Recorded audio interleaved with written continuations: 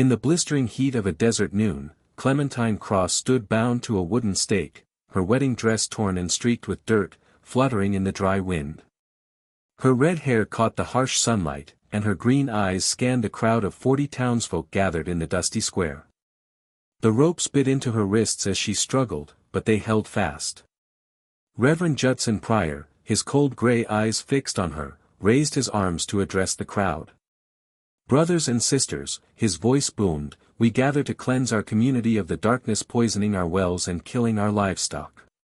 Murmurs rippled through the onlookers as he declared, "This woman has confessed to unholy practices." "I never confessed," Clementine shouted, her voice defiant but cracking with strain. "You forced those words from me." Pryor's thin smile didn't waver. "The devil speaks through her even now." He gestured to two men holding torches near piles of dry brush at the stake's base. "Let the cleansing fire burn away her corruption." At the crowd's edge, Boone Delaney swayed, reeking of whiskey, his weathered hat crooked and his shirt stained from days of drinking. The bottle in his hand was nearly empty, but Clementine's voice cut through his haze. Something stirred in his alcohol-clouded mind. Meanwhile, Nolan Graves, Clementine's would-be husband, stood with his head bowed, avoiding all eyes. He had vanished when the accusations of witchcraft began, leaving her to face the town's wrath alone. "Light the kindling," Pryor commanded. The torchbearers stepped forward, and flames sparked to life, licking upward toward Clementine's feet. Her breaths quickened as the heat grew, the crowd stepping back from the rising warmth. She pressed against the rough wood, searching for any sign of mercy in the faces she'd known her whole life. Boone's foggy mind cleared just enough to grasp the horror before him. His hand found the revolver at his hip, fingers curling around the worn grip. He raised it skyward and fired a single shot, the crack shattering the square's tension. Birds scattered from nearby trees, and the crowd froze. Even the flames seemed to hesitate. "Stop this madness." Boone slurred, swaying but resolute. "You're about to murder an innocent woman." Pryor's face darkened.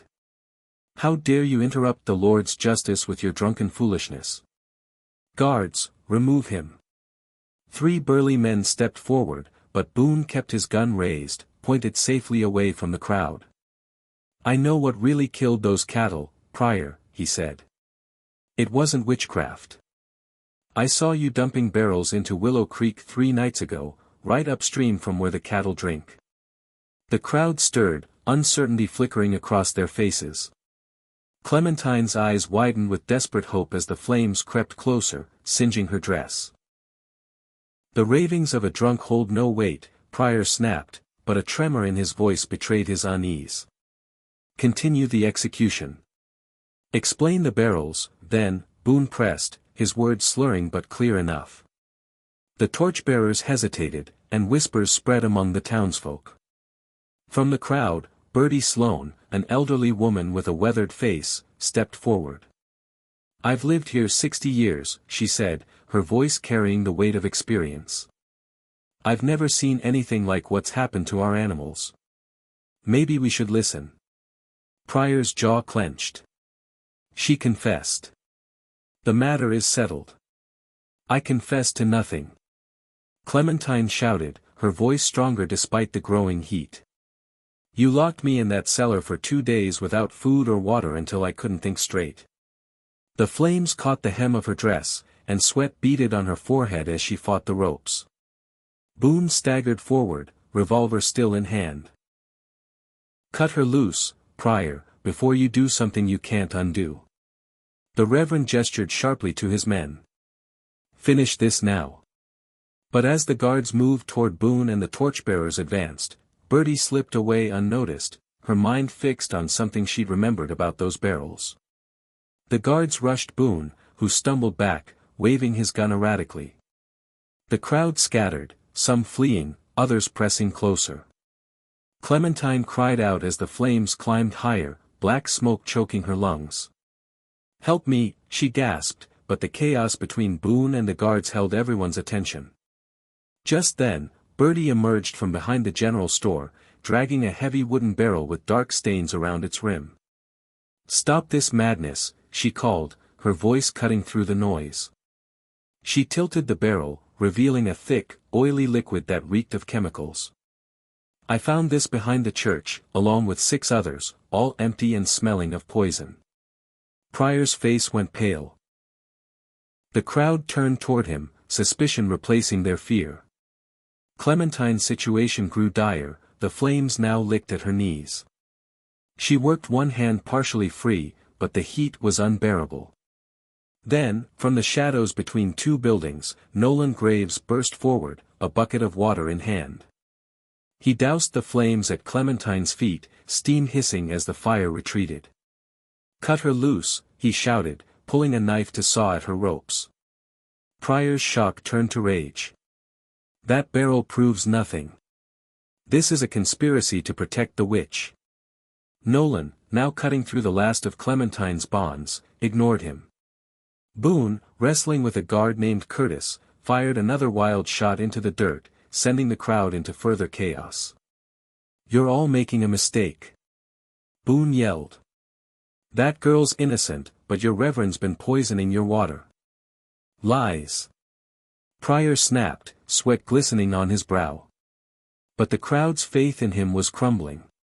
Bertie held the barrel higher. "You poisoned our animals, Judson, to steal our land." As the guard subdued Boone, Clementine, now free, stamped out the last flames on her dress. Her eyes blazed as she faced Pryor. "Tell them about the silver deposits under the creek bed," she said. "Tell them how you needed the cattle dead so people would sell cheap." The crowd fell silent, stunned by her words. But the danger wasn't over. 3 armed men rode into the square, their leader, a scarred man named Kane, dismounting with a heavy thud. "Reverend Pryor," he said, his voice like gravel, "seems you've got a problem." Pryor's relief was palpable. "Thank goodness, Mr. Kane. The situation's out of hand." Boone squinted at Kane. "I know you," he mumbled. "You've been buying up land downstream." Kane's hand twitched toward his gun. "Drunk doesn't know what he's talking about." But Bertie stepped forward. "Maybe he does. Maybe that's why you needed those cattle dead, for your mining operation." Kane's cold smile didn't falter. The girl was condemned. The execution proceeds. Nolan pulled Clementine close. "Like hell it will." The crowd, now armed and angry, shifted restlessly.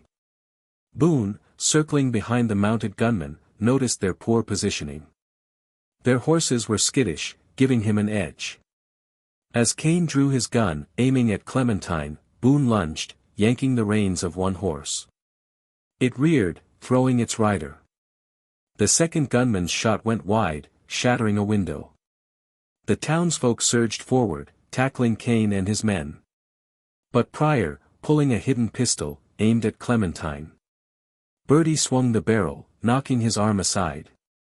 The shot splintered the stake, missing Clementine by inches. Pryor turned the gun on Bertie, but Nolan dove in front, taking a bullet to the shoulder. The crowd roared, overwhelming Pryor and the gunman. Clementine, clutching a folded paper from her dress, stepped forward. "This contract," she said, "between Pryor and Kane's mining company, details their plan to poison the creek and buy land cheap." She read aloud, exposing their scheme. Pryor lunged for the paper, but the townsfolk restrained him. Boone, grinning, revealed he'd found more documents in Kane's saddlebags. The truth was undeniable. Pryor, Kane, and his men were locked in the town jail, awaiting the territorial marshal. Nolan's wound was minor, and he apologized to Clementine for his earlier cowardice.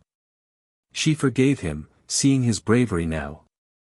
Boone, the unlikely hero, vowed to quit drinking and took up the sheriff's badge, determined to protect the town.